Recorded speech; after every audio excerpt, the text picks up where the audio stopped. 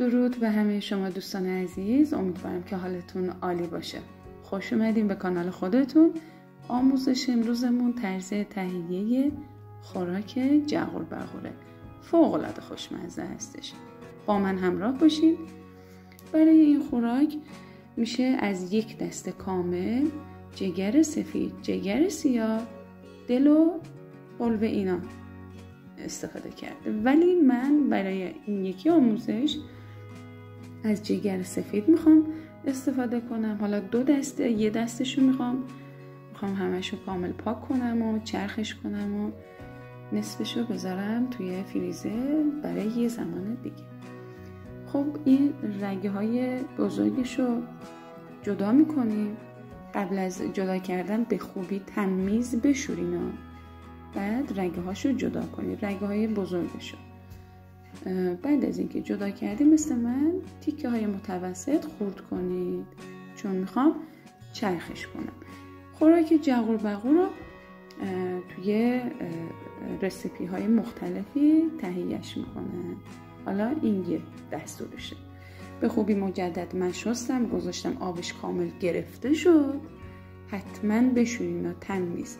بعد با هر دستگاهی که تونستین خوردش کنید. مثل من شما میتونید با چاقو هم به قطعات ریز خوردش کنید، ولی من میخوام مثل گوشت چرخ کرده باشه و زود پخت بشه.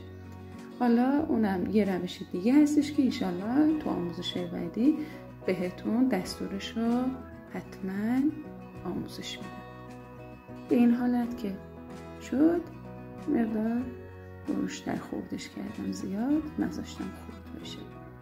به این صورت.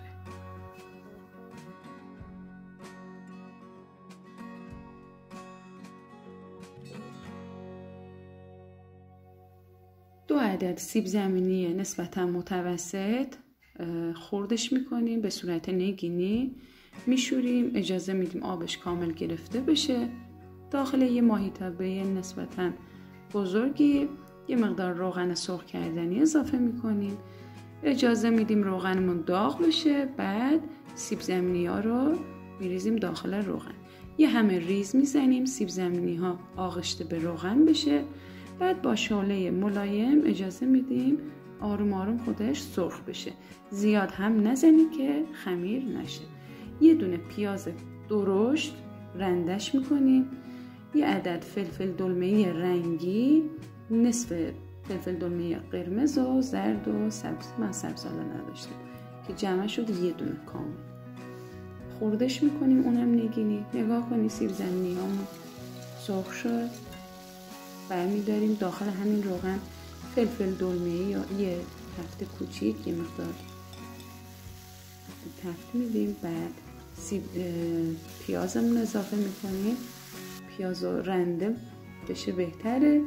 حالا ولی توی رستوران ها کامل نگینیش میکنن که اون بهتره، چون تو خونه ما کسی نگینی دوست نداره. من مجبور شدم رندش کنم. به همین حالت که رسید نرم باید بشه، نه اینکه جزقاله بشه بسوزه ها. پیاز و فلفل دلمه‌ای نرم بشه. بعد نصف قاشق چایخوری زردچوبه، نصف قاشق چایخوری فلفل قرمز، پودر فلفل قرمز یه همه ریز میزنیم. یک قاشق سرپار رو به گوجه فرنگی هم میزنیم تا بوی خامیش گرفته بشه، بوی خامی ربمون.